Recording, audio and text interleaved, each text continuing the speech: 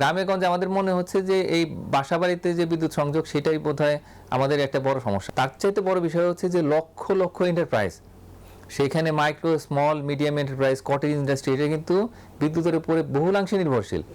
গরমের সঙ্গে পাল্লা দিয়ে বেড়ে চলেছে লোডশেডিং। শহরে বিদ্যুৎ বিভ্রাট কিছুটা কম হলেও গ্রামাঞ্চলে বিদ্যুতের অভাব এখন প্রকট। বিদ্যুৎ বিভ্রাটের কারণে সেখানে ক্ষতির মুখে পড়ছেন ক্ষুদ্র ব্যবসায়ী আর উদ্যোক্তারা। সরকারি হিসাবে চাহিদার তুলনায় বিদ্যুৎ উৎপাদনে ঘাটতি আছে প্রায় ২,০০০ মেগাওয়াট, যা সমন্বয় করতেই লোডশেডিং করতে হচ্ছে। আর এর সবচেয়ে বেশি প্রভাব পড়ছে গ্রামে। বৈশাখের শুরুতেই রাজধানী ঢাকাসহ ৩ বিভাগের অন্তত ২৪ জেলায় চলছে তীব্র দাবদাহ। প্রচণ্ড এই গরমের মধ্যে ঘন ঘন লোডশেডিং মানুষের জীবন বিপর্যস্ত করে তুলেছে। বিশেষ করে গ্রামাঞ্চলে লোডশেডিংয়ের চিত্র ভয়াবহ রূপ নিয়েছে। দেশের পল্লী অঞ্চলে বিদ্যুৎ সরবরাহকারী সংস্থা REB বলছে, চাহিদার ৩৫% বিদ্যুৎ কম পাওয়া যাচ্ছে, যার প্রত্যক্ষ প্রভাব পড়ছে কৃষি এবং উৎপাদনে। গ্রামে গঞ্জে আমাদের মনে হচ্ছে যে এই বাসাবাড়িতে যে বিদ্যুৎ সংযোগ সেটাই বোধহয় আমাদের একটা বড় সমস্যা। তার চাইতে বড় বিষয় হচ্ছে যে লক্ষ লক্ষ এন্টারপ্রাইজ, সেখানে micro, small, medium enterprise, cottage industry, এটা কিন্তু বিদ্যুতের উপরে বহুলাংশে নির্ভরশীল।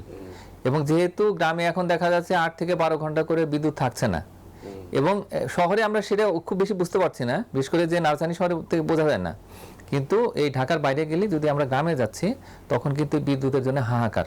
বিদ্যুৎ খাত সংশ্লিষ্টরা বলছেন, সারা দেশে বিদ্যুতের চাহিদা এবার ১৮,৫০০ মেগাওয়াট হতে পারে।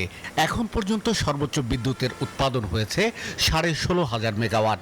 গ্যাস ও জ্বালানির সংকটে সক্ষমতার অনেক কম বিদ্যুৎ উৎপাদন হচ্ছে, যে কারণে লোডশেডিং হচ্ছে।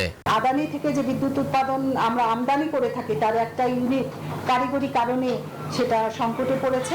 ২৬ তারিখে আদানির সেকেন্ড ইউনিটটা ঠিক হয়ে যাবে, আমরা বিদ্যুৎ সরবরাহ পেয়ে যাব। বাঁশখালীতে SS পাওয়ারের একটা IPP প্ল্যান্ট আছে, সেখান থেকে একটা ইউনিটের বিদ্যুৎ বিভ্রাটের কারণে প্রায় ৬৫০ মেগাওয়াট বিদ্যুৎ আমরা কম পাচ্ছি। সব মিলিয়ে ২৮ তারিখ পর্যন্ত আমরা বোধহয় প্রায় ১৩০০ মেগাওয়াট বাড়তি বিদ্যুৎ দিতে পারবো। তথ্য বলছে, দেশের ১৩৬টি বিদ্যুৎ কেন্দ্রের মধ্যে বুধবার বন্ধ ছিল ৪৭টি। এর ২৭টি বন্ধ ছিল জ্বালানির অভাবে। এই জ্বালানি বিশেষজ্ঞ মনে করেন, দেশের প্রাকৃতিক গ্যাস ও কয়লার যে মজুদ আছে তা উত্তোলনে মনোযোগী হলে ভবিষ্যতে জ্বালানি সংকট মোকাবেলা করা সম্ভব হবে। একটা মাইন্ডসেটের দরকার।